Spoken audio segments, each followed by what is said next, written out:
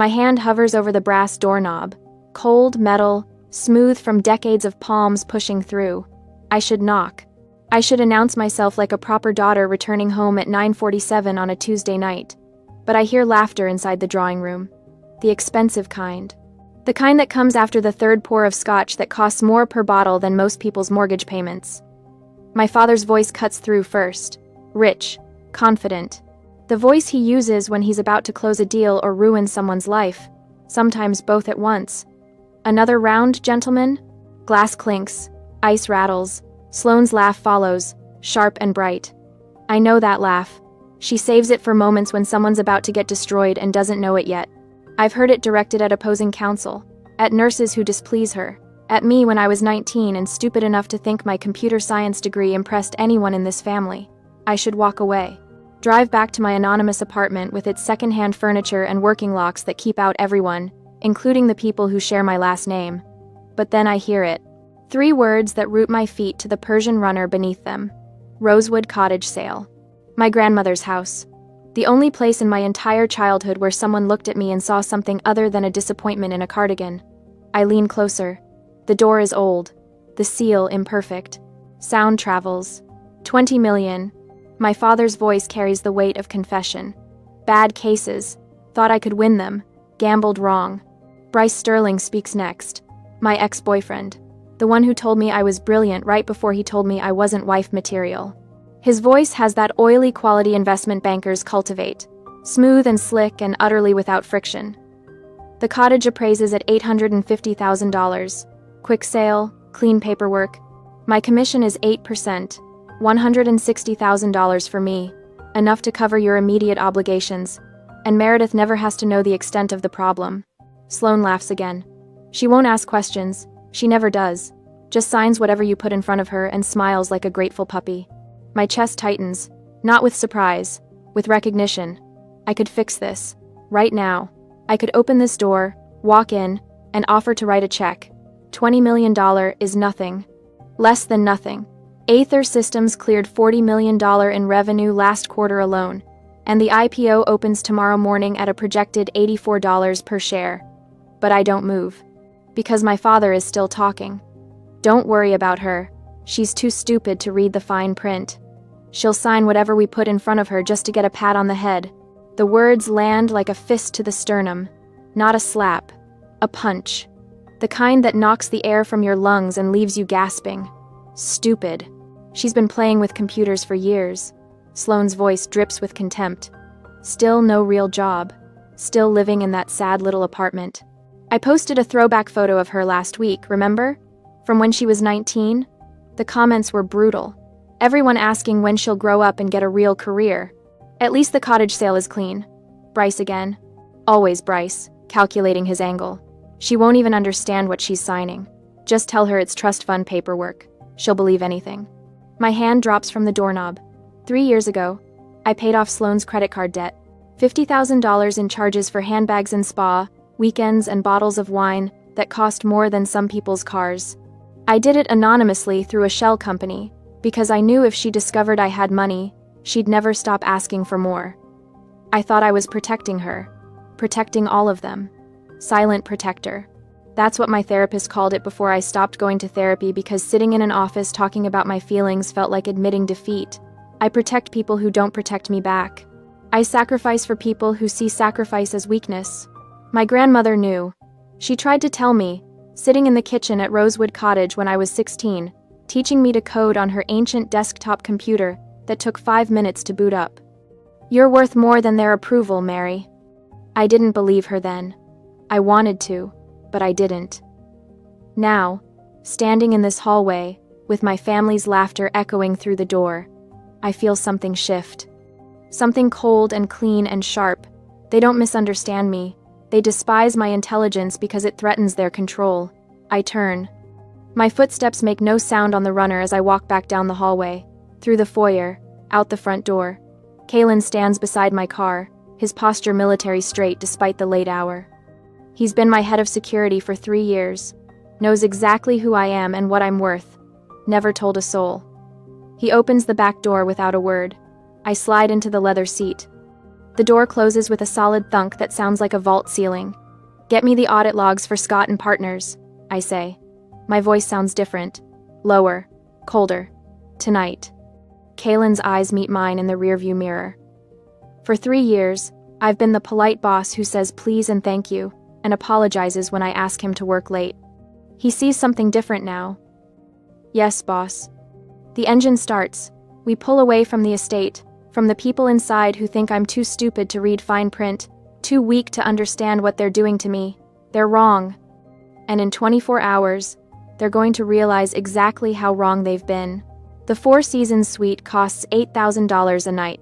I'm not staying here for the thread count. I'm here because the walls are soundproof, the internet connection runs on dedicated fiber, and nobody from my family would ever think to look for me in a hotel that requires a black card just to book a room. It's 2:30 inches the morning.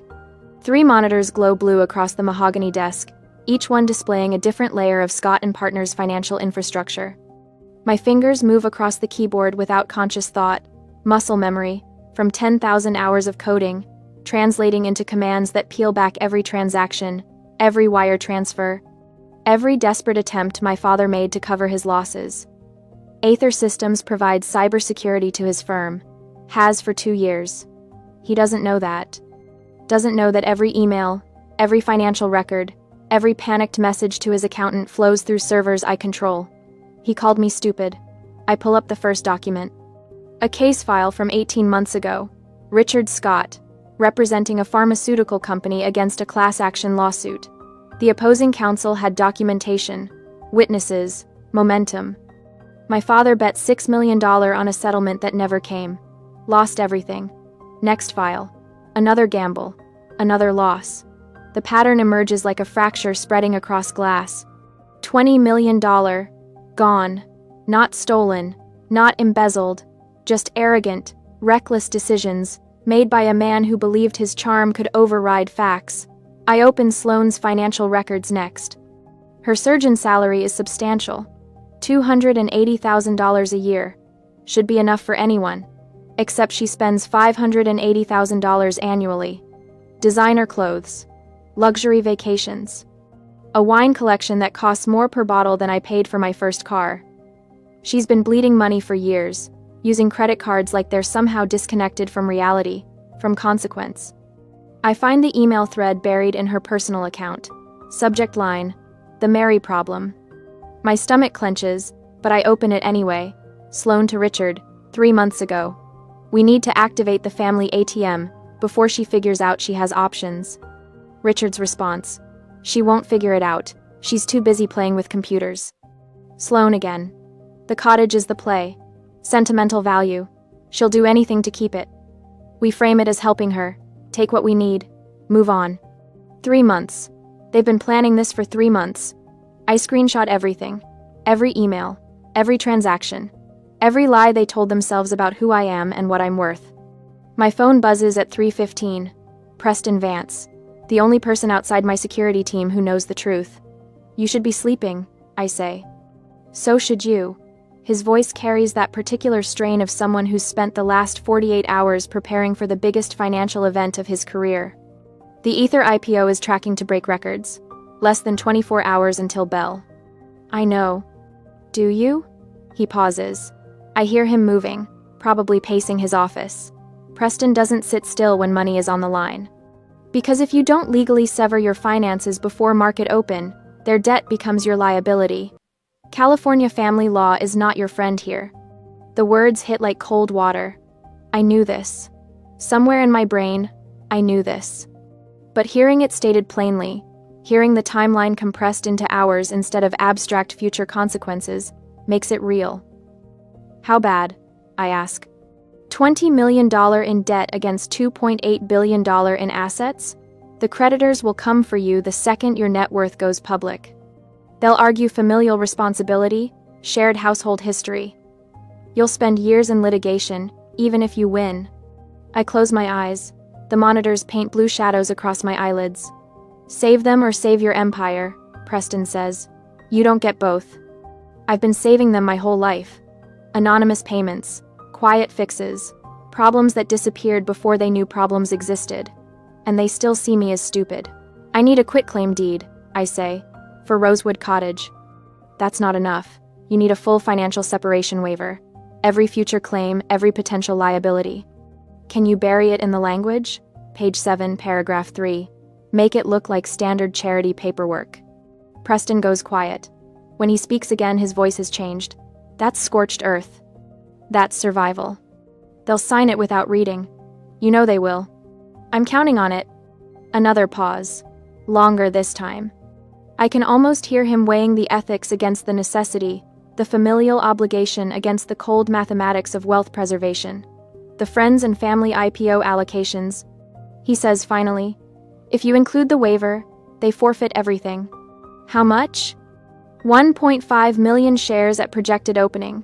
If we hit $84 per share, that's $126 million. If the stock performs the way I think it will. He trails off. I do the math instantly. If the stock quadruples like similar IPOs have, if Ether Systems proves what I know it can prove, the forfeiture becomes $500 million. They wanted to steal my grandmother's house for $850,000. I'm about to let them sign away $500 million. Draft it, I say. Have it ready by noon. Meredith. Preston's voice softens. He almost never uses my full name. Are you sure? I look at the monitors. At the evidence of their contempt displayed in financial transactions and casual cruelty. At the email where Sloan called me an ATM they haven't activated yet. I've never been more sure of anything in my life. We end the call. The suite falls silent except for the quiet hum of electronics and my own breathing. Kalen knocks once, enters without waiting for permission. He's carrying a black folder, the kind lawyers use for documents that matter. The deed? I ask. Drafted, reviewed, notarized, and ready for signature. He sets it on the desk. They don't deserve you, boss. But I look up at him. Kalen never editorializes, never offers opinions. He provides security, maintains silence, executes orders without question. No, I say. They don't. He nods once, turns to leave. Kalen? He stops. Thank you. Just doing my job, boss. But we both know that's not true. His job is protecting my body. What he's actually protecting is something else entirely. After he leaves, I open the black folder. The quitclaim deed sits on top, official and innocuous. Underneath, buried in dense legal language exactly where I specified, the waiver clause waits like a landmine. They think I'm too stupid to read fine print. They're about to learn exactly how wrong they are. The Instagram notification hits my phone at 8:04 a.m. I'm sitting in my car outside a coffee shop 3 blocks from my apartment, engine idling, watching steam rise from a paper cup I haven't touched. The screen lights up with Sloan's post. It's a photo of me at 19. Unwashed hair pulled into a messy ponytail, oversized hoodie swallowing my frame, hunched over a laptop in the corner of the campus library. Dark circles under my eyes like bruises. I remember that night. 72 hours into a coding marathon, living on vending machine coffee and the kind of obsessive focus that makes you forget meals exist. The caption reads, TBT, to little sis's lost years tinkering with code. Some of us grew up. Family love, priorities. 847 likes already. I scroll through the comments, each one a small knife sliding between ribs. When will she get a real job? Such a disappointment to the family. Richard and Sloan turned out so successful. What happened to this one? My Aunt Margaret, always quick to perform concern, praying for her to find her path. Cousin David, who borrowed $5,000 from me 2 years ago and never paid it back. Maybe it's time for an intervention? 200 comments, all of them seeing exactly what Sloan wanted them to see. The failure, the embarrassment, the family burden who never grew up. I set the phone face down on the passenger seat. My coffee has gone cold. They're softening me up, making sure I'm wounded and desperate when I walk into that library at 3 o'clock.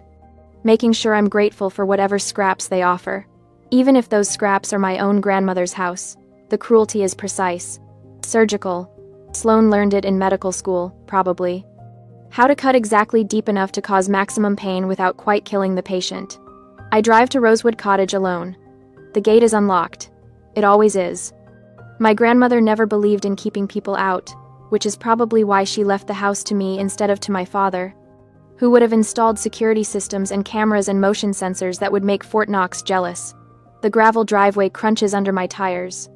I park in the same spot I always do, beneath the oak tree my grandmother planted when she was 23 and newly married, back when the world was smaller and promises still meant something.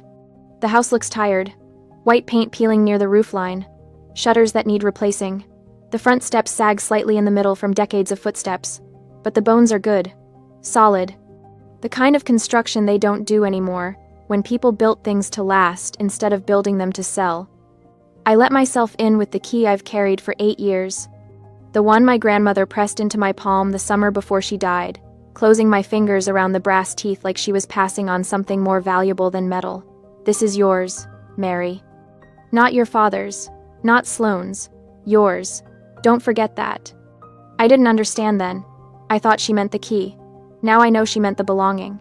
Inside, the air smells like dust and old wood and the ghost of her lavender perfume.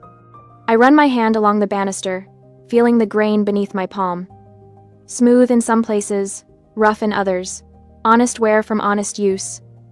Her needlepoint still hangs in the hallway. A quote from Virginia Woolf. "A woman must have money and a room of her own." She stitched that when she was 67, after my grandfather died and left her financially independent for the first time in her life. She hung it in the entryway like a declaration of war against anyone who thought widows should be grateful and quiet.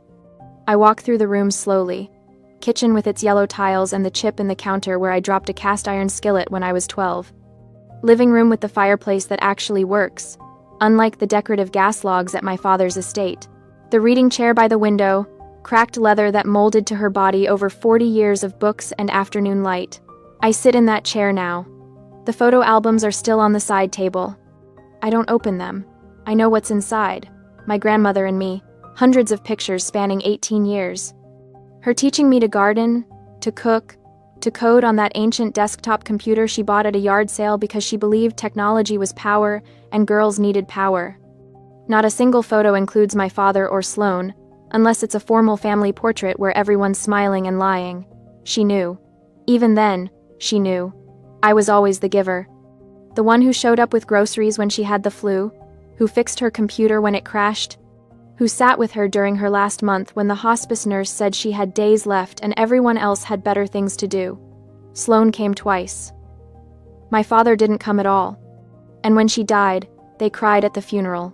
Loud, performative grief that made the other mourners pat their shoulders and murmur condolences. They wore black and dabbed at dry eyes and accepted sympathy like they'd lost something irreplaceable. Then they tried to sell her house 3 months later. I pull out my phone. Sloane's post has crossed 1,000 likes now. The comments have multiplied. My phone buzzes with texts from distant relatives I haven't heard from in years, all of them concerned, all of them CCing my father like I'm a problem that needs managing. The cruelty was designed. Calculated. They want me desperate and ashamed when I sign those papers at 3 o'clock. They want me so grateful for their attention that I don't ask questions. My grandmother's voice echoes in my head, clear as if she's sitting across from me. The house is wood and stone, Mary. Your dignity is what matters. I hear gravel crunch outside.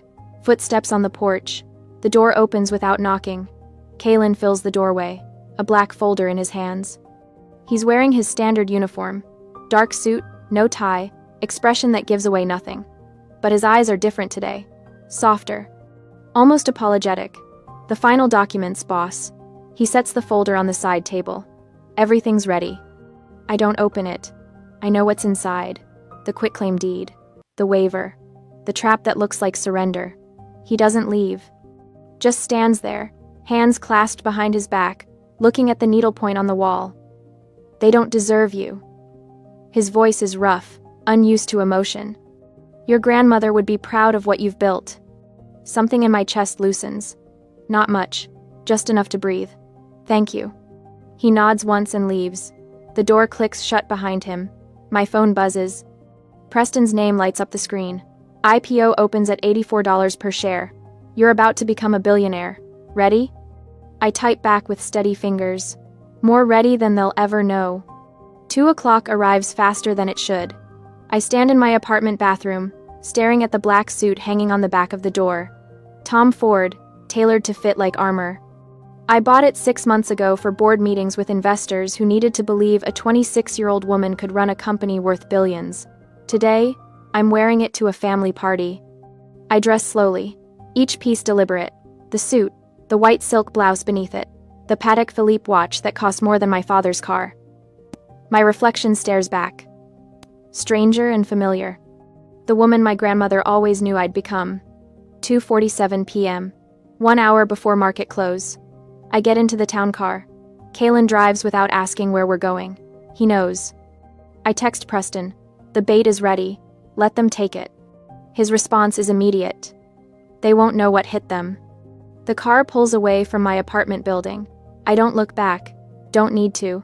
That life ends today. I'm not going to a party. I'm going to a negotiation. And they wanted to see me sign my life away. They'll get their wish. Just not the way they expect. The library smells like leather and lies.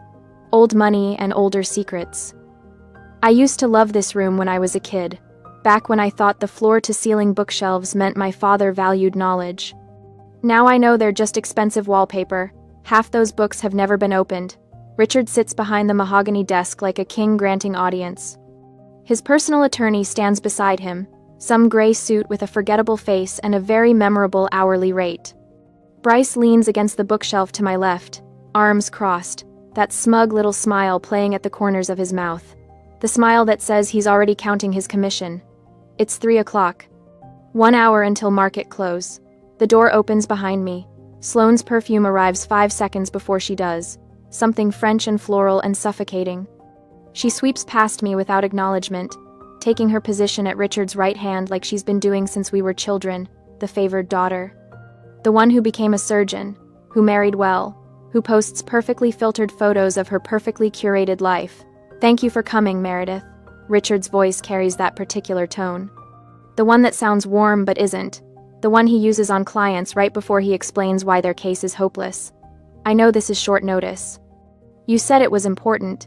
I keep my voice soft, uncertain. The way I used to sound at 19 when I desperately wanted him to notice me, to see me, to value anything I did. It is. He gestures to the chair across from him. Please. Sit. I sit. Fold my hands in my lap. Let my shoulders curve inward just slightly. The body language of someone who's never learned to take up space. The attorney slides a document across the desk. Heavy bond paper. At least 20 pages. The title is printed in bold. Trust Fund, Release, and Property Transfer. My heart doesn't race. My hands don't sweat, but I make sure they think they do.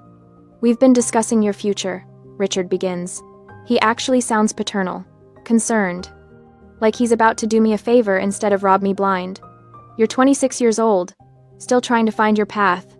That's admirable, sweetheart, but it's time we helped you get started. Started with what? I let my voice crack just a little. Just enough. With your life. Sloane's tone could cut glass. We're releasing $50,000 from the family trust. Seed money for your little computer hobby. Little computer hobby.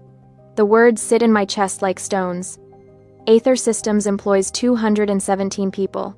We provide cybersecurity infrastructure for 70% of the Fortune 500. Our quarterly revenue exceeds what their law firm makes in 2 years. But I don't say any of that. Instead, I pick up the document with trembling fingers. Real trembling this time, not from fear but from the sheer effort of not laughing in their faces. I scan the first page. Standard trust release language. Page 2 outlines the $50,000 payment, makes it sound generous, necessary, overdue. By page 3, we're into property transfer clauses. By page 7, paragraph 3, they're taking everything.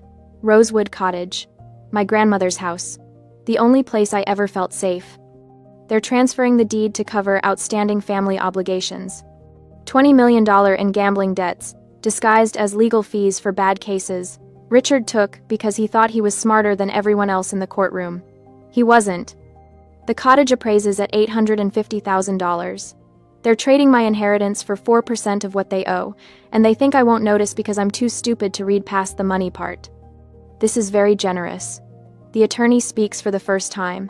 His voice has the practiced neutrality of someone who's witnessed a lot of terrible things and cashed a lot of checks anyway.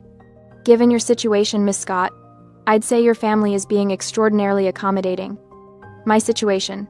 Like I'm the problem. Like I'm the one who gambled away millions and dragged everyone else down with me. I don't understand.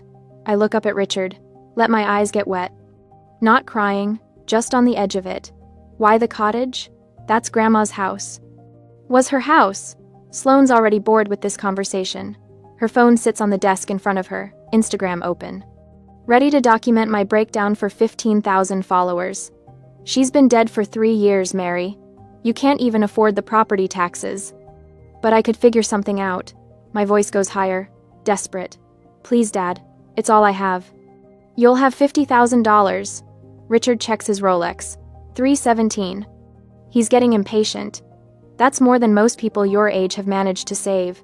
You should be grateful. Grateful. The word tastes like poison. Can't we find another way? I'm pleading now. Full performance. I could get a job. A real job. I could help pay off the debts myself. Bryce actually laughs. Doing what, Meredith? You've been coding in your apartment for 6 years.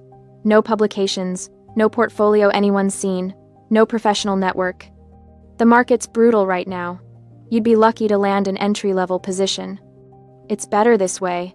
Sloane doesn't even look up from her phone. You can't afford the upkeep anyway. No real income. And honestly, living in the past isn't healthy. You need to move forward. I found a buyer who'll preserve it, Bryce adds. You should be grateful someone wants it at all in this market. The attorney taps the signature line on page 19. Miss Scott, I have another appointment at 4. If we could finalize this now. Richard leans forward.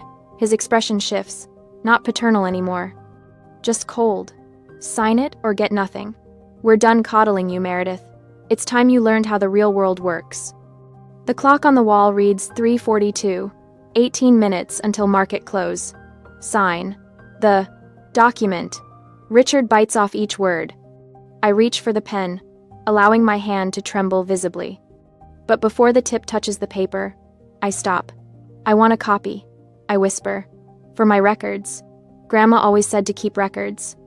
Richard rolls his eyes. For God's sake! It's standard procedure, Mr. Scott. The attorney murmurs, pulling a duplicate set from his briefcase. Actually, it's better for enforcement if we have duplicate originals, both parties holding an executed copy. He slides the second set across the mahogany. I sign the first one, then the second. My handwriting looks broken, uncertain on both. Richard signs. The attorney notarizes both stacks with efficient, heavy thunks of his stamp. Happy? Richard snatches his copy before the ink dries. Doesn't read past page 2. Never even glances at page 7. I pull my copy toward me, folding it slowly, clutching it to my chest like a security blanket. Thank you, Daddy. Excellent. Richard stands. I'm glad we could resolve this efficiently. The funds will be transferred to your account by end of week. They leave. All of them. Sloane already typing something on her phone, probably a post about difficult family members and tough love. Bryce shoots me one last pitying look, before following them out. The attorney packs his briefcase without a word. The door closes. Silence. I count to 10, then 20, making absolutely sure they're gone. The tears vanish. Just gone, like turning off a faucet. I check my Patek Philippe. 3:47, 13 minutes to close. Checkmate, I whisper to the empty room. I stand and smooth my jacket, checking that the duplicate original is secure in the inner pocket. The document includes complete waiver of all future familial financial claims, including but not limited to friends and family stock allocations, inheritance expectations, and corporate benefits. They just signed away $504 million for $50,000 and a cottage worth $850,000. I walk to the French doors that open onto the terrace. Outside, the garden party is already starting. I can hear the string quartet tuning up. I'm not leaving. Not yet. 11 minutes until they realize what they've done. 11 minutes until everything changes.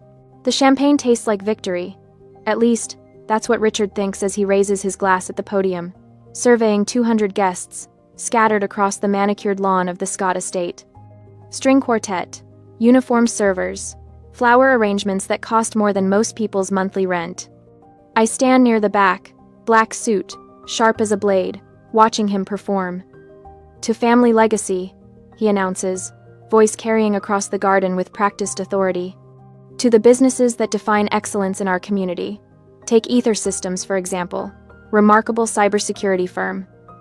Their IPO today represents everything American enterprise should aspire to. Innovation, discipline, vision. Sloan stands beside him, phone held high. Instagram live stream. 15,000 viewers watching her father pontificate about success while she angles for the perfect shot.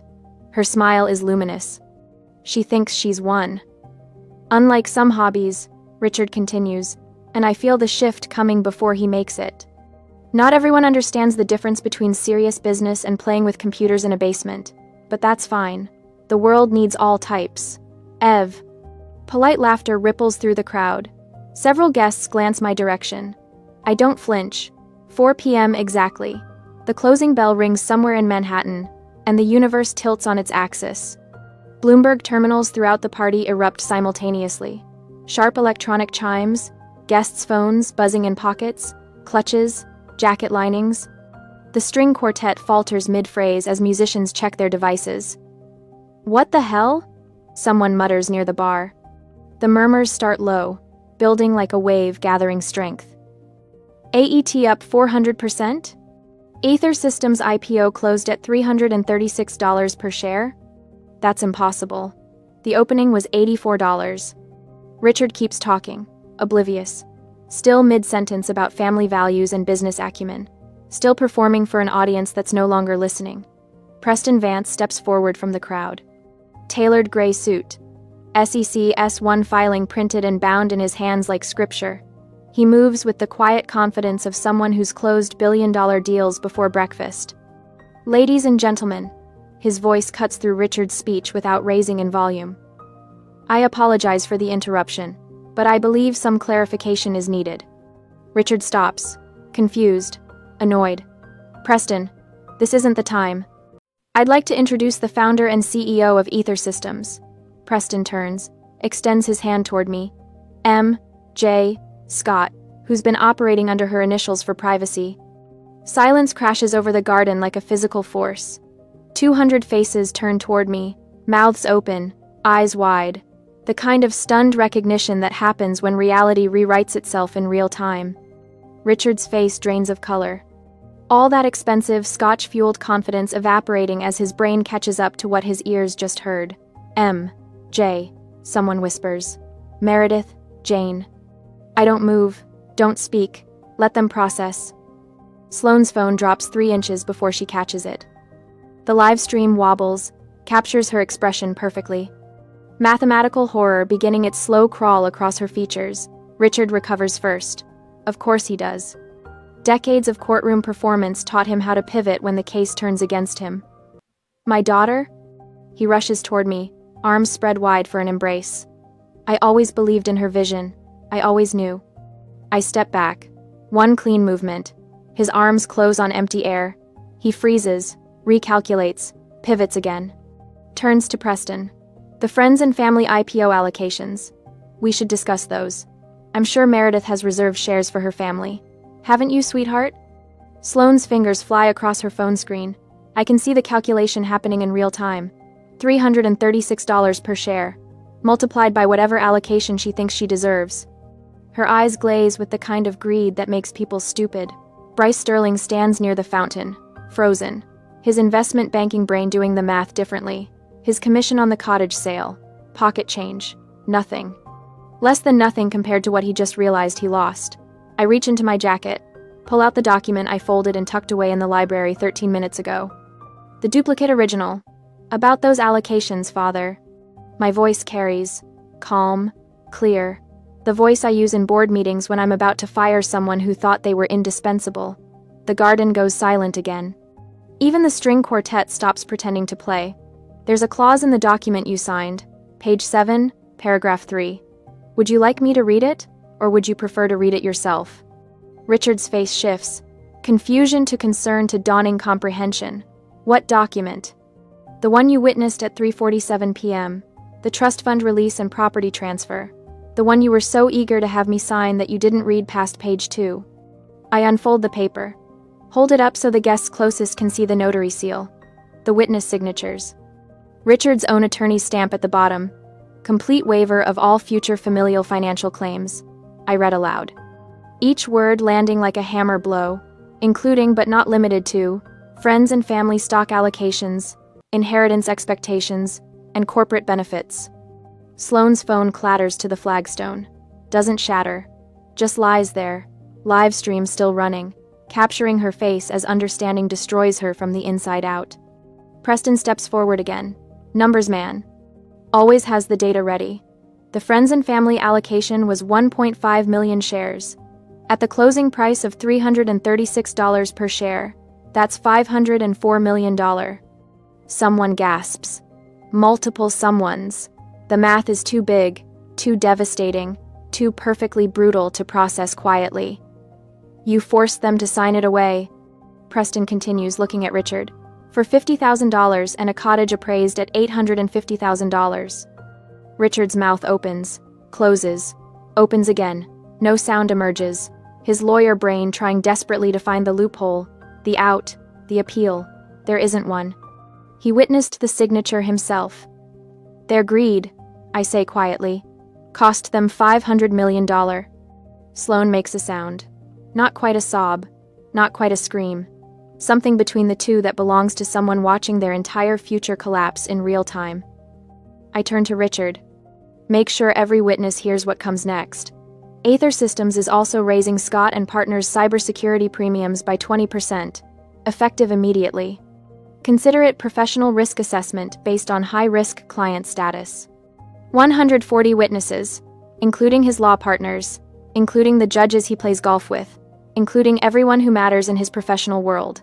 Sloane's Instagram livestream captured everything. 15,000 viewers watched her face register mathematical horror, watched her father try to claim credit for success he'd mocked, watched the family that called me stupid lose $500 million because they couldn't read 7 pages of legal documents. Bryce's investment banking reputation just died. Association alone will kill him in this industry. Nobody trusts a banker who can't spot a trap that obvious. I fold the document, slide it back into my jacket, turn toward the exit. Enjoy the party, I say over my shoulder. It's the last thing I'm paying for. Kaylin waits by the car, opens the door without a word. I slide into the leather seat. The door closes with a sound like a vault ceiling. Behind me, the garden erupts in whispers. Phones out. Messages flying. The story spreading like wildfire through networks that will carry it to every corner of their professional lives. The car pulls away from the estate. Away from the people inside who thought I was too stupid to read fine print. They were wrong. And now everyone knows exactly how wrong they've been. 3 days later, the Wall Street Journal sits folded on the leather seat beside me. I don't need to open it again. The headline is burned into my vision. Mystery CEO M.J. Scott, revealed as 6-year-old tech prodigy. Forbes put my net worth at $2.8 billion. They're conservative. My phone hasn't stopped buzzing since dawn. Interview requests from Bloomberg, CNBC, TechCrunch. Acquisition offers that start with 9 figures. Investor meetings that would have made my father weep if he understood what they meant. He doesn't. He never will. The SUV glides through morning traffic at 8 a.m. Kaylin silent behind the wheel. My first board meeting as publicly known CEO starts in 90 minutes. 3 acquisition targets on the agenda. Expansion plans that will double our cybersecurity footprint within 18 months. But first, there's other business to handle. My phone vibrates. Email notification from Willow Holdings LLC, the shell company I established 6 months ago when I first suspected my family might try something desperate. Subject line, property transfer complete. Rosewood Cottage is mine. The bank was happy to sell the mortgage note holding the cottage as collateral, a clean transaction, cash for debt.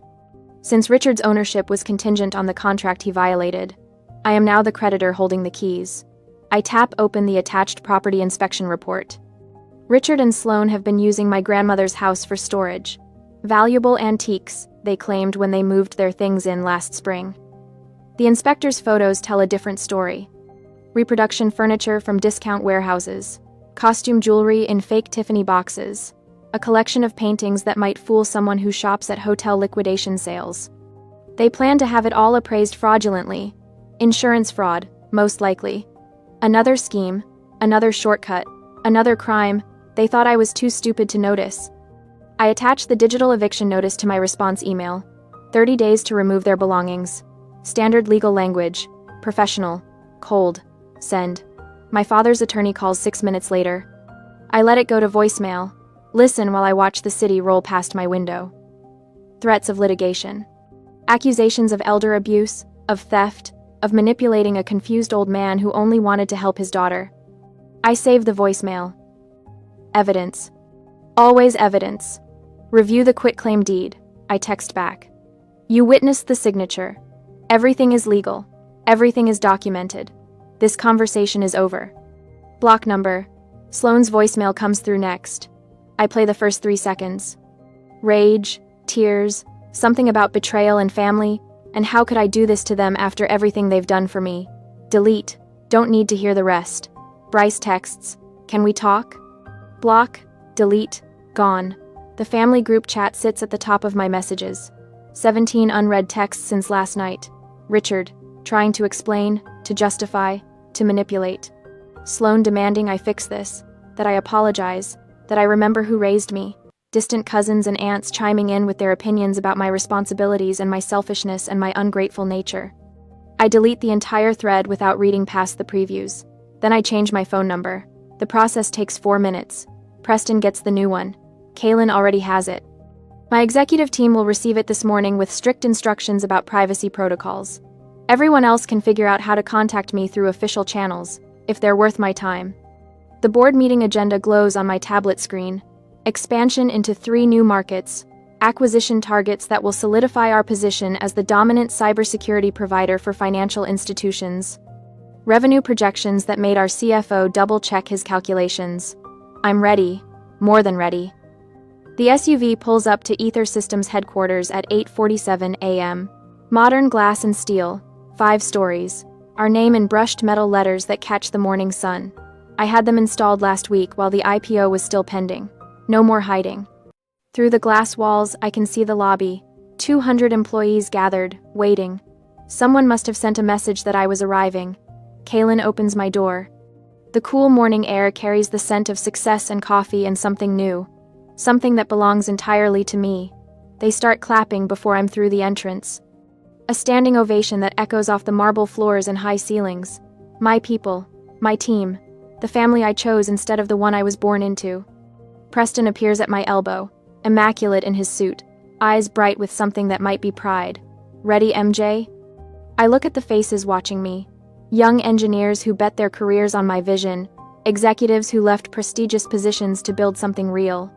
Security specialists who understand that protection means more than just code. I've been ready my whole life, I tell him. They just couldn't see it. We walk through the applause, through the lobby, toward the executive elevators that will take me to the boardroom where I belong. The past stays behind me where it belongs. The future is mine.